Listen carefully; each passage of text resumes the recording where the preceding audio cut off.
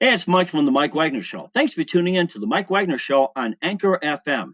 If you're interested in sponsoring my show, you can send me an email to the MikeWagnerShow@gmail.com, or you could also donate to the podcast. Just go to the Donate Listen site, and you can also donate whatever you like. Anchor is the easiest way to make a podcast. For those who are interested, Anchor can give you everything you need in one place for free, which you can use right from your phone or computer. We got creation tools, allows you to record and edit podcasts so it sounds great, and they'll distribute the podcast for you so it can be heard everywhere. Spotify, Apple, Google, many more. And you can make money from the podcast with no minimum listenership. So download the Anchor app for free or go to Anchor FM to get started. It's now time for the Mike Wagner Show, powered by Sonic Web Studios. Visit online at sonicwebstudios.com for all your needs. The Mike Wagner Show can be heard on Spreaker, Spotify, iHeartRadio, YouTube, iTunes, Anchor FM, Radio Public, and the MikeWagnerShow.com. Mike brings you great guests and interesting people from all across the globe. So sit back, relax, and enjoy another great episode of the Mike Wagner Show.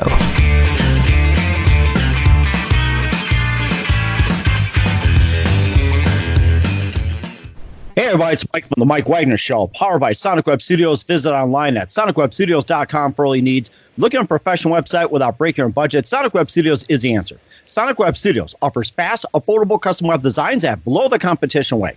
Call today at 1-800-303-3960. That's 1-800-303-3960. Or email to support at sonicwebstudios.com. Mention the Mike Wagner Show, get 10% off your first order. Sonic Web Studios, take your image to the next level. Also, the Mike Wagner Show can be heard on the MikeWagnerShow.com. You can check our Facebook page at facebook.com/the Mike Wagner Show. You can download and listen on Facebook, SoundCloud, Spreaker, Spotify, and iHeartRadio. Also on Anchor FM, Radio Public, iTunes, Google Play, Apple, Stitcher, Deezer, and over 35 podcasts. Take the Mike Wagner Show with you on any mobile device. Subscribe to the Mike Wagner Show on YouTube and follow the Mike Wagner Show on Instagram and Twitter today.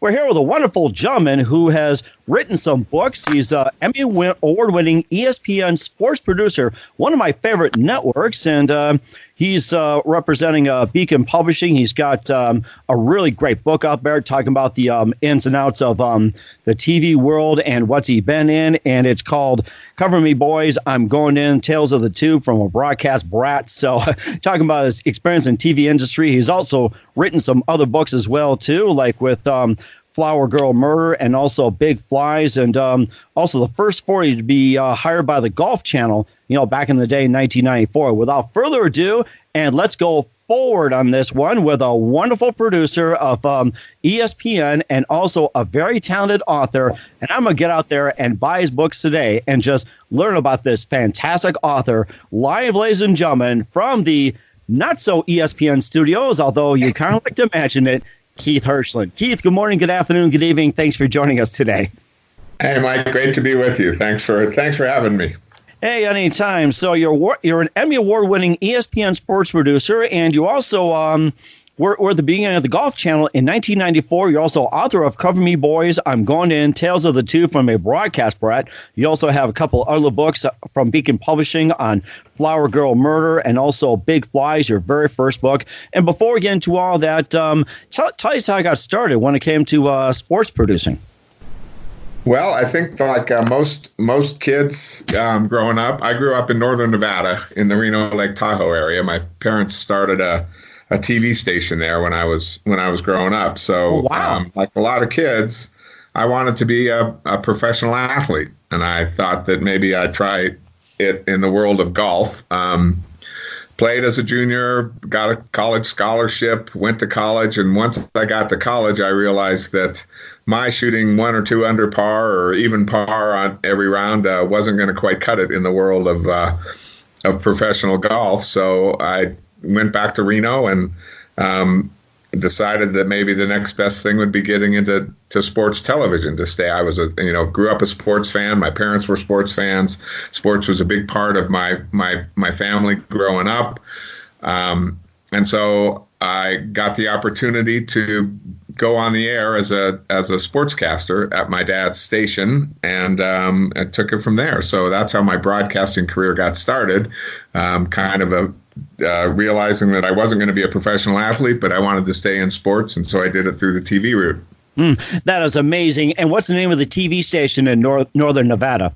It was KTVN. It was when my folks first started it in the late 60s. There were only two network affiliate stations in Reno. There was a CBS affiliate and there was an NBC affiliate, and there was no ABC affiliate at the time. So my dad worked as the general manager of the CBS affiliate, and after doing that for about 10 years, he realized that there was enough appetite in Reno and northern Nevada for a third affiliate station. So he got a group of investors together, including himself, and started what was then the ABC affiliate in Reno. After a few years, it changed hands and became the CBS affiliate, KTVN. It's Channel 2, and it remains the CBS affiliate in Reno today. Wow, that is amazing. Of course, you grew up, cheering for sports teams and everything. Who are your favorite sports teams in growing up in Reno? Yeah, well, we were in there weren't any major league franchises in Reno. Obviously, there were a couple of minor league teams, but the closest thing we had to a major league franchise was the Bay Area. So I grew up, and my parents were fans of, and both my brothers. I'm a middle child of three boys, and the entire family grew up Bay Area sports fans. A's, Raiders, 49ers, and Giants, and I gravitated more toward the 49ers and the Giants than the A's and the Raiders. So I have been a lifelong San Francisco Giants and San Francisco 49er fan. Wow, that is something. And think about the 49ers. How do you think they're going to do in the Super Bowl against Kansas City? Well, I have to think they're going to win, don't I, as a fan? I think it's going to be a great game. I like the fact, I was worried about the Green Bay game. Aaron Rodgers is so talented, and I've been lucky enough in my broadcasting career to have worked with Aaron on a few occasions, and nice. He's a great guy, but he's a super talented quarterback, and he can make things happen in an instant. So I was glad that the 49ers handled the Packers in the NFC Championship game. You have to be worried about Patrick Mahomes. He's one of those guys like Lamar Jackson, like Russell Wilson, that no play is ever dead with him. He can get out of sacks and maneuver around and run around forever, and then defensive backs can't guard receivers forever. So I'm a little worried about that, but I like the fact that the 49ers ran the ball a ton, both against the Vikings and against the Packers, which means I think Kyle Shanahan has some plays up his sleeve that nobody's seen yet. And I think that's a great time, too. And, of course, utilize a running game more often. Why not? And I'm trying to think, Kansas City wasn't that great against the run, so it's a good opportunity. And, of course, with Nick Bosa, that's probably the biggest challenge of all, trying to take down Patrick Mahomes. That's probably the biggest matchup of all. Yeah, I think you're right. And I think, I'm a little worried that it's going to be a shootout. And, and anytime you get into a shootout, anything can happen. But, if the 49ers can score and the defense can make a couple of stops, I think they can certainly win. And I really think it's going to be a great game. I'm really excited about it. And, of course, everybody talked about the Rams and Patriots last year as well as being a high-scoring affair, but the Patriots held Jared Goff to just a couple of field goals, and all the Patriots knew was just a Julian Edelman touchdown. But then you have both defenses that are just going at it. But, of course, a premier one is San Francisco's defense against Kansas City's offense. But Kansas City's defense obviously is they're up there with San Francisco, too, like with Frank Clark and the rest of the gang. And you kind of wonder, too, it's like, are both offenses in Jimmy Garoppolo from the Chicago area versus Patrick Mahomes? Are they going to solve the defenses, or is the defense going to take down Mahomes and Garoppolo? I guess that's a big question. Yeah, it's a huge one, and I think that's you wonder. I mean, Andy Reid's a great coach. Kyle Shanahan's got a great offensive mind. Salah's been a great defensive coordinator for the 49ers. 49ers have a ton of talent on that defense, but when you have Patrick Mahomes and when you have the speed that they have, that the Chiefs have on offense, it's just and you've watched them. They've even gotten down by 2 and 3 touchdowns, and it didn't make any difference. They just come back and score and score and score and score. So 49ers offense is going to have to be performing because as good as that defense is, they're still going to get punched in the mouth. So, the 49ers are going to have to score. And I think there's no question, too. Of course, we got the Giants as well, too. Baseball season coming around the corner. Of course, we got many people love to talk baseball, love to have you talk baseball as well, too. And, of course, some other things, too. We'll talk about your book. We'll also talk about some of your other books as well, too, involving sports. Listen to the Mike Wagner Show at themikewagnershow.com, powered by Sonic Web Studios. Visit online at sonicwebstudios.com for all your needs. Look at a professional website without breaking your budget. Sonic Web Studios is the answer. Sonic Web Studios offers fast, affordable custom web designs at below the competition way. Call today at 1-800-303-3960. That's 1-800-303-3960. Or email to support@sonicwebstudios.com. Mention the Mike Wagner Show. Get 10% off your first order. Sonic Web Studios. Take your image to the next level. Also, the Mike Wagner Show can be heard on themikewagnershow.com. You can check our Facebook page at facebook.com/The Mike Wagner Show. You can download and listen on Facebook, SoundCloud, Spreaker, Spotify, and iHeartRadio, iTunes, Google Play, Apple, over 35 platforms. Take the Mike Wagner Show with you on any mobile device. Subscribe to the Mike Wagner Show on the YouTube channel and follow the Mike Wagner Show on Instagram and Twitter today. We're here with Emmy Award-winning ESPN sports producer Keith Hirshland, also the author of Cover Me Boys, I'm Going In, Tales of the Two, from a broadcast brat starting his way from Northern Nevada up to today. Also the first boy to be behind the Golf Channel, to be hired by Golf Channel in 1994. Got a couple of books called Flower Girl Murder and also Big Flies, his first book as well, too. And, of course, you got on with ESPN as well, too. And, tell us how you got started with ESPN and some of the things you've done.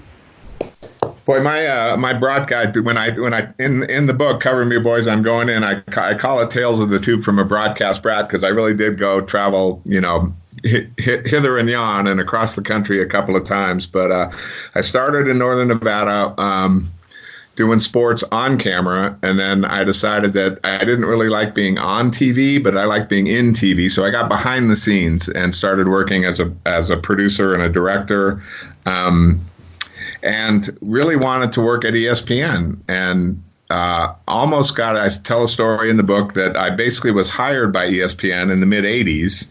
The fellow that hired me, in the subsequent time that I got hired, I gave my 2 weeks notice at the station that I was working at. And before I got to ESPN, the gentleman who hired me got fired. Oh. And the whole thing fell through, and then I had to start the process all over again. And the guys at ESPN were really great. But they basically said, we're going to start over and probably promote from within. And they said, but it's going to be a lot easier for me to hire you if you are closer to us and we can see your work firsthand. And there was a job opening at a TV station in New Haven, Connecticut, the WTNH in New Haven, Connecticut. So I went to work there in the early 80s, 1983-ish. And so I could be closer to ESPN and keep in touch with those guys to get that job. And then as fate would have it, it turned out that I moved out to L.A. and started working for Don Ohlmeyer, who owned a production company out in Los Angeles, who produced all the golf for ESPN, golf and auto racing. Mm-hmm. And so I got a job with Don and his company on their golf team. And then a few months after I started working for Don, he sold his company to ESPN. So wow. I became a de facto employee of ESPN, in kind of a roundabout way. So I stayed at Ohlmeyer for a number of more years producing their golf. And then in January of 1994, moved to Bristol. Actually lived in Farmington, Connecticut, but worked at ESPN as ESPN2 was getting started up. And I produced their nightly newscast called Sports Night with a couple of really talented folks named Stuart Scott and Susie Colbert. They were the hosts. And I was lucky enough to be able to work with those guys. And also... Okay, go ahead. I'm sorry. I think we're cutting out here. So, Keith, are you still there with us? I just started his network, ESPN network career. I was one of Kenny Mayne's first producers. Wow, that is amazing. I was going to ask you this question, too. What's it like working with Chris Berman? I never worked directly with Chris Berman. And when I say directly, I mean I was never in the control room producing a show where Chris was the talent, never in his ear, as we like to say in the business. But he was a force around the building, and it's funny because I just went back to the campus a couple of years ago, and the ESPN that I knew in the first part of 1994 was 3 buildings, and obviously a satellite dish farm, and now it's just an incredible campus of dozens and dozens of buildings and studios and offices, and it's an amazing place. But when I was there in 1994, you always knew when Chris was in the building. He was just so well respected and such a great broadcaster. And Keith Olbermann was there. I actually worked with Keith for about a month before, because he first started on ESPN2 and then decided that wasn't his cup of tea. So he went back over to the ESPN side. But I had a brief relationship with Keith Olbermann and always respected him and his intelligence. He was one of the smartest guys I'd ever met. And I will say about Keith Olbermann, and I tell the story in the book, Cover Me Boys, I'm Going In, he was the fastest typist I had ever seen, and he only used one finger. He used the index finger of his right hand to type all his scripts, and he could type faster than anybody I had ever seen in my life. Wow, that is amazing talent. Going like this, and how many words per minute was he doing? About 100, 150 or something? It had to be. I mean, it was amazing to watch. You just sat there mesmerized. It was really cool. Wow. I mean, me, it's like, I think the highest I've hit maybe about 50 or 60 words per minute, but over 100 on just one finger, that has to be talent. Wow. I'm sure you'd probably be in the Guinness Book of World Records if you tried, but well, we'll have to look that up on the show as well too. So, and of course, being on the Golf Channel as well too, and of course, you had some interesting stories about you witnessed the rise of Tiger Woods and Kelly Tillman lynching controversy and the Skins game and everything else, and maybe you can tell us about what was it like working with Tiger Woods or just capturing him for the first time. Yeah, it was an amazing experience. So when I was up in Bristol in 1994, around summertime of 94, we started hearing these rumors, about that somebody was going to try and start a golf channel, that there was going to be, this new network that was going to devote itself exclusively to golf. And my background, at least for the last handful of years before that, was entirely in the golf space. So I was interested, and ESPN even we had a couple of workshops where producers would get together and ESPN brass would get together, and there would be conversations about ESPN starting a golf channel and calling it ESPN4, F-O-R-E. Oh wow! But they were really preliminary conversations. But then this word got out that there was this group based in Birmingham, Alabama, that was going to put together a golf channel and give it a go as a 24-hour cable network. And I got a call from their vice president of production, a creative genius named Mike Whalen, in September of 1994, and he asked me to fly down to Orlando and do an interview. We did the interview playing 9 holes of golf, and I got the job. I mean, he offered me the position of the live domestic tournament producer. So it would be my job to go out on the road 25 to 30 weeks a year and produce all of the live domestic tournament coverage. We carried PGA Tour events, at the time Nike Tour events, and LPGA Tour events. So there were, I think, the first year in 1995 when we flipped the switch, we had 23 events of all those different tours. But when I first got down there, the folks at ESPN, like everybody else in the business, told me that I was a fool to leave ESPN and go to a startup cable network devoted 24 hours a day, 7 days a week, 365 days a year to golf, because it was never going to work. I mean, it was just never going to pan out and never, it'll never be successful. And you're leaving a career and, one of the greatest corporations in the history of sports television in general, and why would you do that? And my answer was because I love golf and I wanted to get back into golf full time. Not that I didn't love the folks at ESPN and everything they gave me. It was a wonderful place to work and wonderful colleagues, and a lot of them are still there today, and we've remained friendly. But I just wanted, I had faith in what Joe Gibbs and Arnold Palmer and the rest of that group was putting together, and I wanted to give it a shot, and I wanted to produce golf tournaments. So I took the job and went down there, and throughout that course of time, we went on the air in 1995. A lot of business decisions happened to make the Golf Channel successful, but I think the most successful reason, the biggest reason why the Golf Channel was successful was in 1996. A young guy named Tiger Woods decided to turn pro and got out on tour, and the interest in golf, his influence in golf just made the interest grow in exponential ways, and it made the ability for a Golf Channel in 1995, 1996, 1997 to succeed. And we ran into Tiger a couple of times in 1996. He was playing the tour, and he was playing events that he doesn't play anymore, like the Quad Cities Classic in the Quad Cities of Illinois, and he played at the BC Open in upstate New York, and he played the Texas Open and outside of San Antonio, and then he played the which is now defunct, the Disney. It was called the Walt Disney World Oldsmobile Classic in Orlando, and that's where he won on our air. It was his second PGA Tour victory, but the first time and only time he's won on an event that was produced exclusively by the Golf Channel. So we spent a lot of time with Tiger in 1996. It was a lot of fun.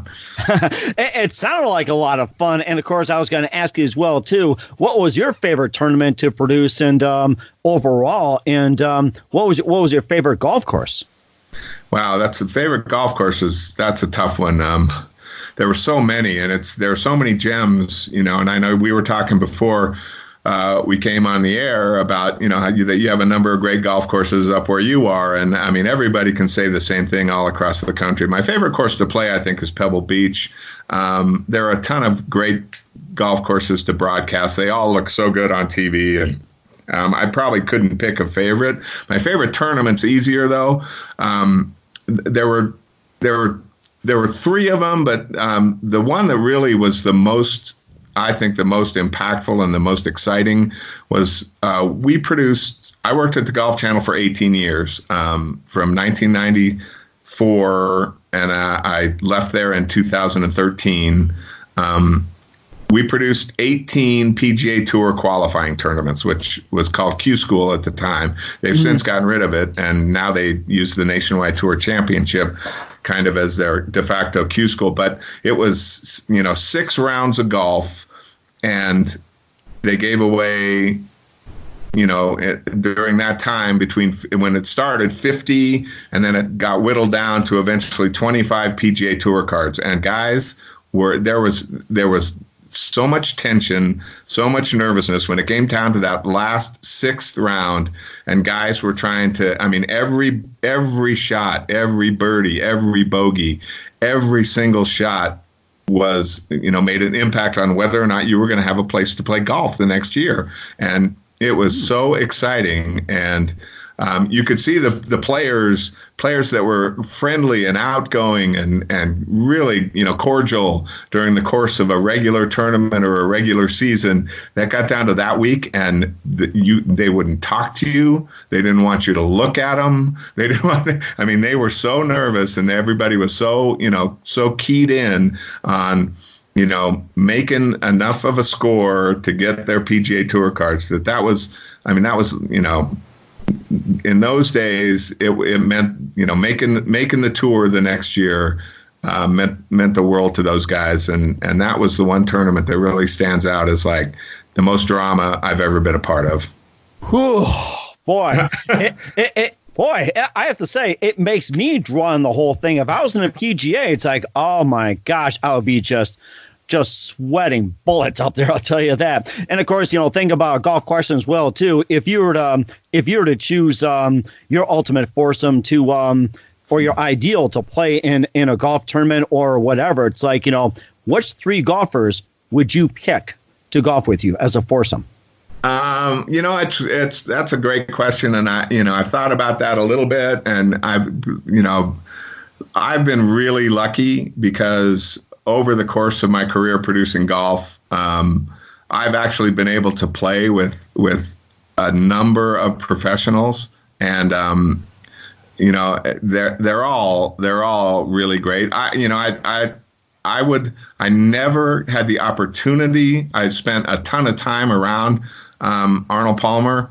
I never had the opportunity to actually play a round of golf with him. I think he would definitely be in my foursome. I think playing with Tiger would make me too nervous. That would just be, I've been inside the ropes and, watched him from the inside of a TV truck and watched him play from the inside of the ropes. The sound of his game, the excitement that he creates is unparalleled.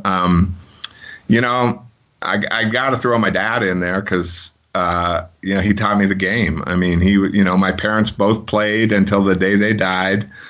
They retired on Maui and played golf at Kapalua almost every day. And, it was really one of those things. Golf was one of those things that brought our family together. We played as a family when I was growing up as a fivesome at the local golf course in Reno, Washoe Golf Course, where I grew up. And, so I would say Arnold Palmer, my dad, and then as a fourth, this is going to sound probably a little from out of left field, but one of my best friends in life was a winner on what was then the Nationwide Tour, is now the Korn Ferry Tour, and he's one of the best broadcasters that I've ever had the chance to work with. But he's a gentleman named Jerry Foltz who does He does the LPGA Tour coverage on Golf Channel now.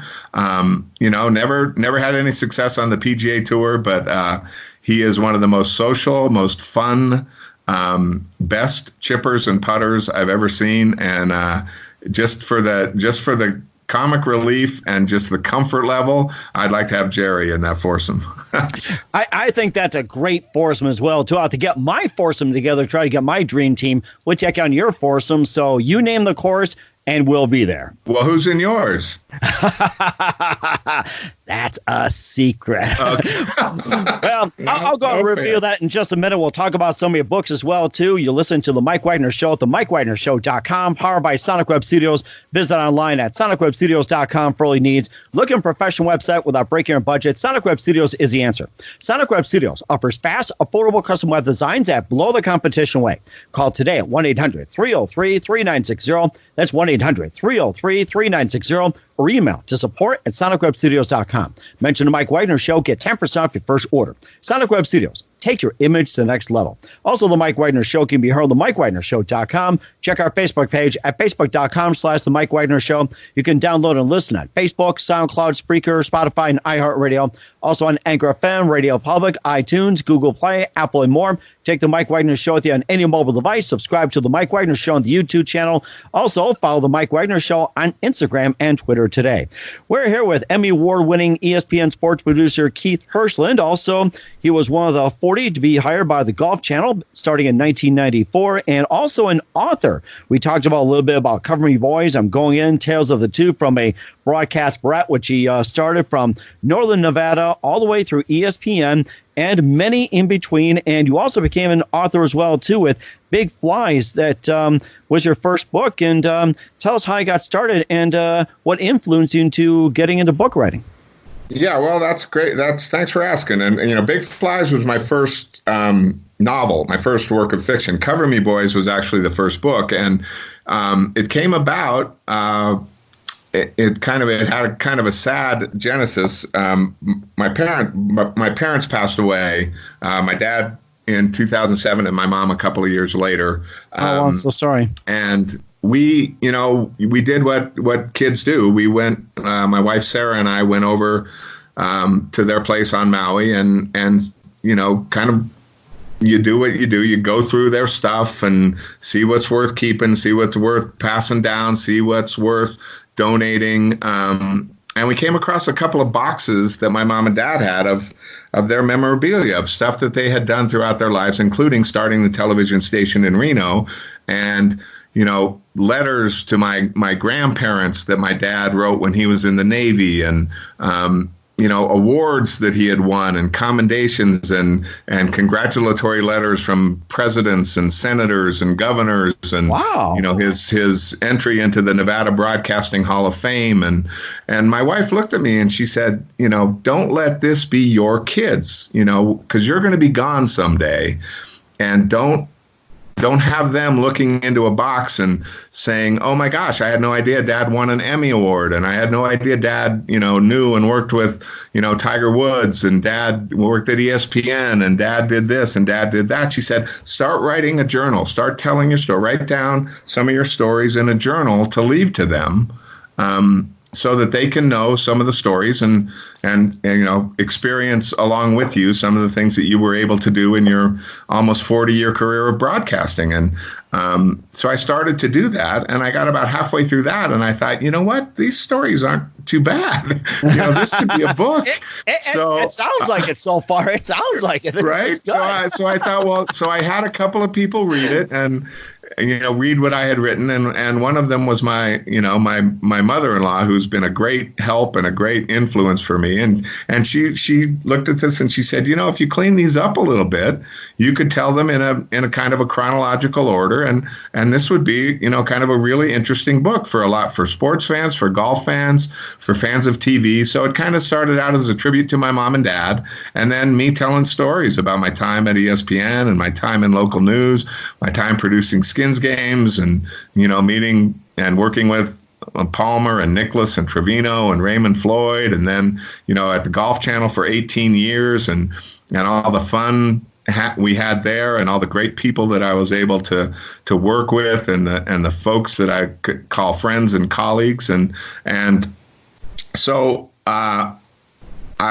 we published Cover Me Boys, I'm Going In, and I want to send a shout out to Bobby Collins and that group at Beacon Publishing Group for republishing it in 2019 and putting it back out in front of the world. And I really appreciate that team and everything that they've done. But I realized, I was kind of done with my TV career. Not done, I'm not the kind of type that's going to go on the golf course every day or go fishing, or, I really enjoyed the process of writing the book. So I thought I'd give a shot at writing a mystery, and Big Flies came about because of one of the stories that I tell in Cover Me Boys, I'm Going In. I grew up in Reno, went to elementary school and high school there, and finished college there. But I was there in 1971 when an airplane landed at the Reno International Airport that was supposed to have D.B. Cooper on board. D.B. Really? Cooper was the skyjacker. He perpetrated the first domestic hijacking in United States aviation history. Mm-hmm. And he demanded $200,000, strapped it to his chest, and jumped out of an airplane somewhere between Seattle, somewhere in the Pacific Northwest. And the plane was supposed to land in Reno to refuel to take him on to Mexico. It landed in Reno, and he wasn't on it. Oh, and they still haven't caught him. They still don't know exactly who he is, and they still haven't come up with most of the money. So I thought, what if a young man throughout, and I write it in the novel Big Flies, what if a young man comes to find out that his dad was D.B. Cooper? Oh my goodness. And as I was doing the research for the D.B. Cooper thing in that time frame, I found out that there were 3 other real-life, still unsolved robberies. And I thought, why couldn't the same person or a group of people have perpetrated all 4 of those robberies? So I incorporate those into the book Big Flies. So that's how I wrote that one. Mm-hmm. And then it just snowballed from there. It sounds great. And you also have 3 other mysteries you mentioned as well, too. The theft from a Caribbean museum, the inexplicable vanishing of $1 million from Chicago Bank, and theft of a collection of priceless artifacts from a Mexican museum. And maybe tell us a little bit about that and, the fascination behind it. Yeah, I mean, it's crazy to think. And like I said, I didn't know that those things had happened, or if I knew that they had happened, they didn't really strike a chord with me. But again, in doing the research into the D.B. Cooper thing, I found out that, that these things happened. So I tried to imagine, how somebody could have done all four of those things, and what they would have had to do. What kind of a team would they've had in place, to help perpetrate those mysteries? But how do you steal $1 million right from out of under the nose of a Chicago bank? Or so it was really fun to kind of try and imagine how somebody might have done that. And I don't want to give away too much. I'd like people to read the book, but Big Flies is, and the title of the book comes from a Honor Balzac quote that is, it's laws are like spider webs in which the small flies go through and the big flies, the small flies get caught and the big flies go through, something like that. So Big Flies is kind of the big dogs that didn't get caught, but those mysteries still haven't been solved today. Wow, that is something. And of course, we'll find out where you can purchase a book. And speaking of murders as well, too, you also got The Flower Girl Murder, which is another spine tingler, and it's about Daisy Burns. And tell us all about that one. Well, that one came from, I've figured out in my writing so far of the four books, and the new one, which is called Murphy and the Case of Serious Crisis, that Bobby and the group at Beacon have graciously agreed to publish. It'll be coming out, I think, the first part of May. But I always try and I shouldn't say I always, because I've only written 4 books now, but in those 4 books, there is some thread of a personal experience that's kind of either the foundation of the book, or at least a major kind of stepping off point for some of the characters in the book. And my wife and I lived in North Carolina for a time, and we rented our house. When we left North Carolina, we rented our house to a young lady who was going to law school, and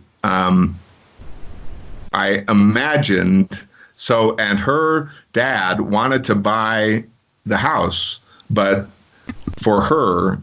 he didn't want to enter into a standard real estate contract because he wanted to pay us in cash, but he couldn't come up with the cash for the whole house all at once.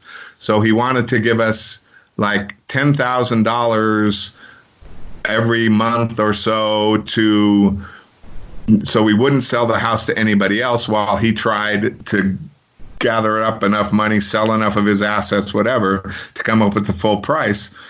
And we did that for about 6 months, and then decided, wait a minute, this guy, he might be a little crazy. We don't know. We got to get out of this. Anyway, so we told him, we're going to put the house on the market. You need to either come up with the money or your daughter is going to have to move out of the house. She just left inexplicably. We never heard from him again. He never asked for the money back.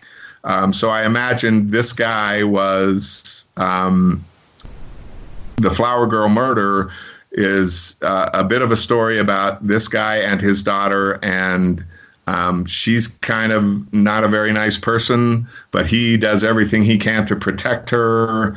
In the meantime, he's busy on a huge tract of land in North Carolina, burying tens of thousands of dollars in coffee cans all over his property, because he doesn't want to deal with banks, because his family is involved in some shady dealing. So again, it was kind of, I let my imagination run wild off of something that actually happened to us. So, wow. I don't know how other guys do it, but that seems to work for me so far.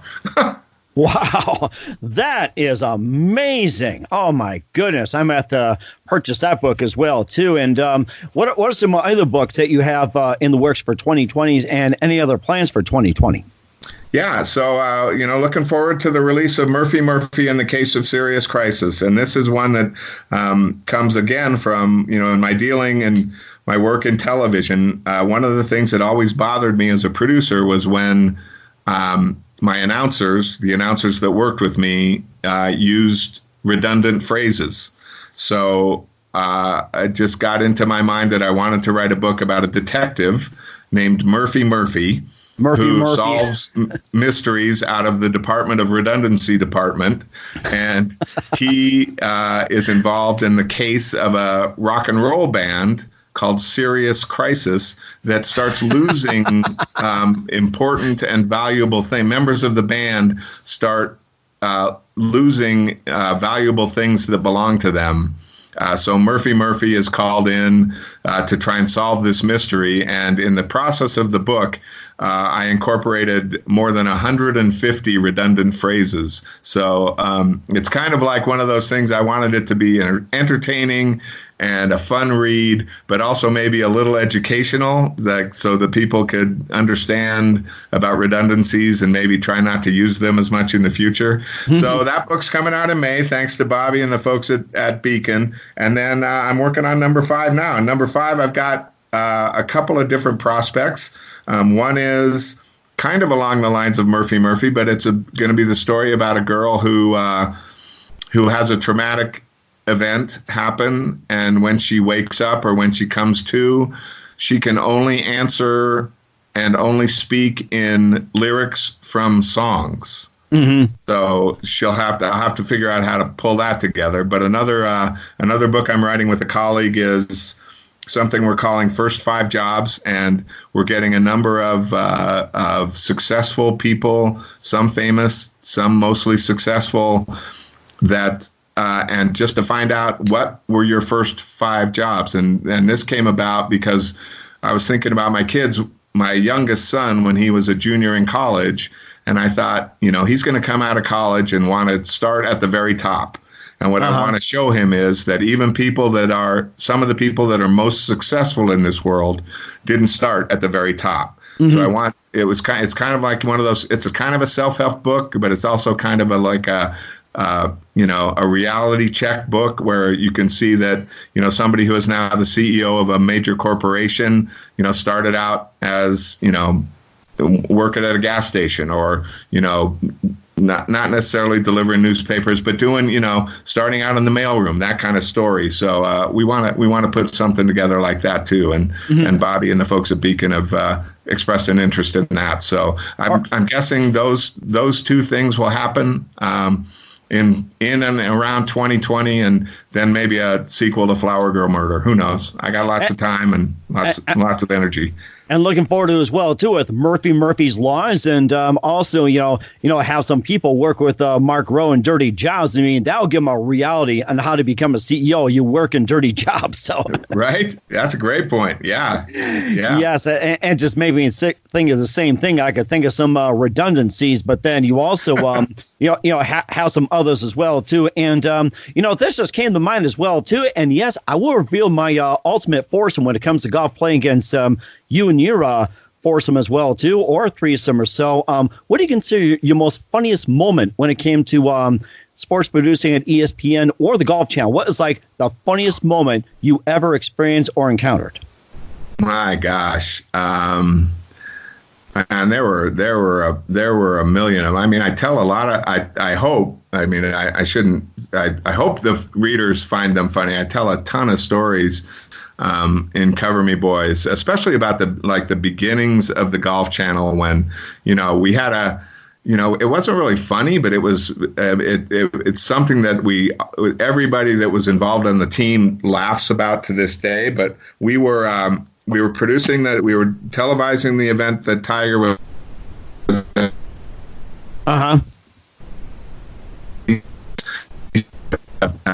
Called Enjoy in Endicott, New York, and Tiger was playing, and he was in contention, and I think it was the 15th hole. He hit his drive into the right rough.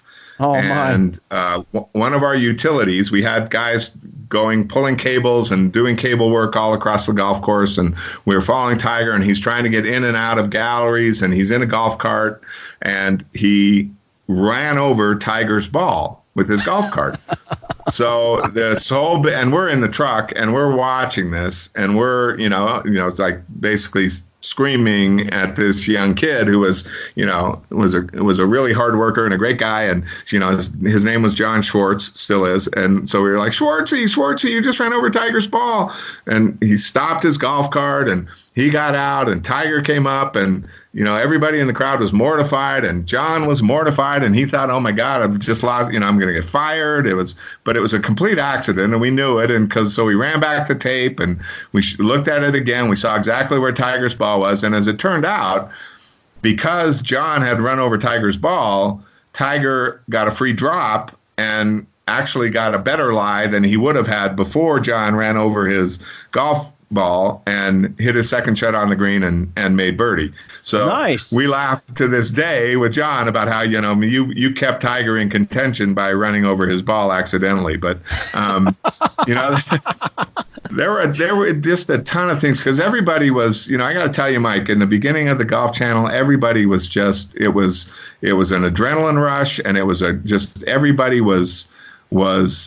It was a super creative time for me and the team of great professionals that I got to work with, because we really didn't have, we were kind of on our own out there working without a net, because the folks back in Orlando, were busy every single day trying to make sure that they got the studio shows on the air, and they got people working and, trying to make sure that Golf Central was, up and running, and Golf Talk Live with Peter Kessler and all these things. And so they kind of left us alone, and it was up to us to come up with, creative ways to cover golf on a shoestring budget. And wow. Everybody was 100% invested, and any idea was an idea worth trying. And I can never thank, the people that I was able to work with along the way over the course of my almost 40 years in television for the effort they put into the job, and for the creativity that they brought every day, and the camaraderie. And we had so much fun as a team. We went out to dinner together every night. It was a true team effort. We had people in the Hall of Fame like Donna Capone were part of our crew, and professionals like Mark Lai and as I mentioned, Jerry Foltz, and I mean, we'd go out to dinner and as a team, and nobody, everybody it was an amazing time. And, I am so lucky and so blessed to have had the opportunity to be part of, the Golf Channel that now, a couple of weeks ago turned 25 years. Oh, happy anniversary. Yeah, right? I know. And they said we'd never make it.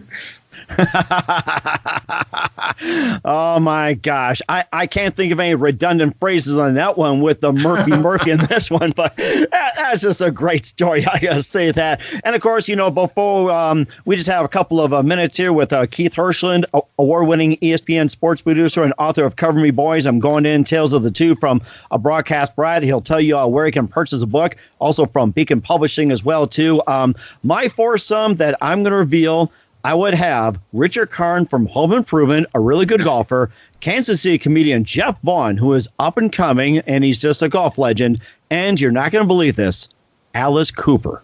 Nice. He's a damn good golfer. I got to say that. Yes, it's like, I had someone tell me some stories about Alice Cooper being in Phoenix. He's got a home out there and actually goes golfing, believe it or not. It's like, I says, I love to have him as part of the foursome. You should. And just a quick aside, both those guys, Alice Cooper and Richard Kind, played, and we televised an event that was on the nationwide tour called the BMW Charity Pro-Am.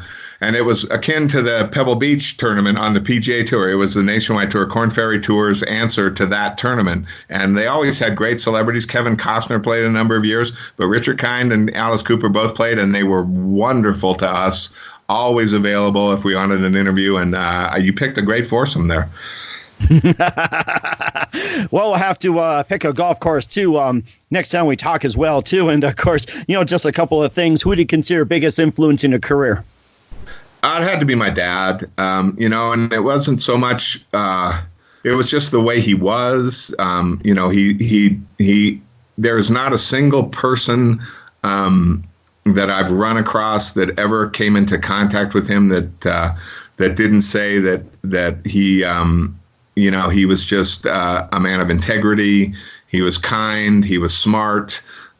He was he had a vision, and he knew what he wanted, and he went after it. But he was always fair. Both he and my mom were great people, and I would have never, I have two brothers, and I'm the only one that followed in Dad's footsteps and went into broadcasting. But I can see why sons and daughters follow in the footsteps of their parents, because when you have really great influential parents, it means the world. So I'd say my dad is the biggest influence in my career.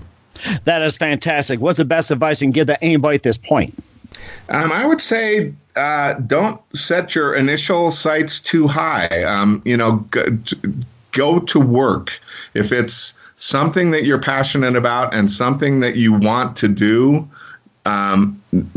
there is never a place that's too small to start. And I used to tell this I speak at the University of Nevada has a scholarship in my parents' names. Mm-hmm. And, I go and talk to the broadcast journalism classes there every year or so. And I tell them, don't think you're going to come out of this with a degree and go work at NBC right away or go work at CBS right away. Go to Bismarck, Montana, or go to Bismarck, North Dakota, or go to Whitefish, Montana. Okay. Get into the business. Go learn about it. And in those small markets, you get the chance to do a lot of things. You can run a camera. You can edit your own pieces. You can write. You can touch the equipment. And then you may find out after being there for a little bit that, man, you don't really like, being an on-air reporter like I was. You'd rather be the guy behind the camera that's taking the pictures and telling the story that way. So my advice would be to just go work. And, if you get a job somewhere, take it, continue your passion, and do the best you can. And believe me, that'll shine through and you'll work your way up the ladder. And that's the best way to go forward. That's correct. You got that right. I think I just came up with a Murphy. All